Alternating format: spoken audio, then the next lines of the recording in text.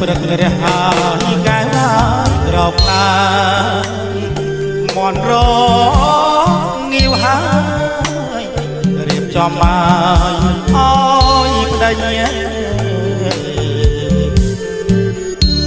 ហើយព្រឹករះហើយកែវ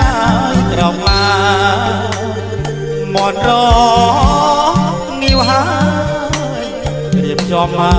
យអើយប្តីមានមហូបអាហារ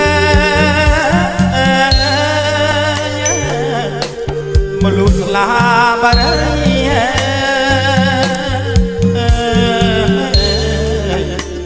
ឲ្យប្រយា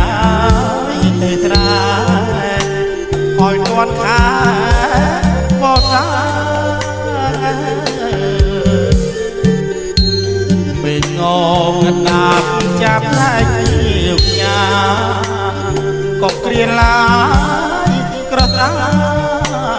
វាជុំមកពេញព្រៃពេញងងណាប់ចាប់ដៃយកញ៉ាក៏គ្រាឡាយក្រសាវាជុំមកពេញព្រៃធ្វើឲ្យដួងចិត្ត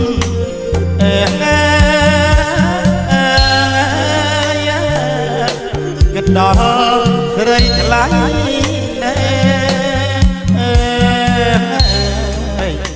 យកថ្ងៃហើយគ្មានលហាចិត្តបងមួម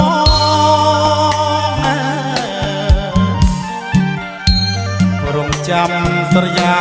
រះផុតដងព្រៃបោះនឹងអាយវិលវៃទៅជួបមកលួនឡង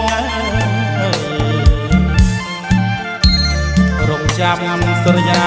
រះផុតដងព្រៃបោះនឹងអាយវិលវៃទៅជួបមកលួនឡង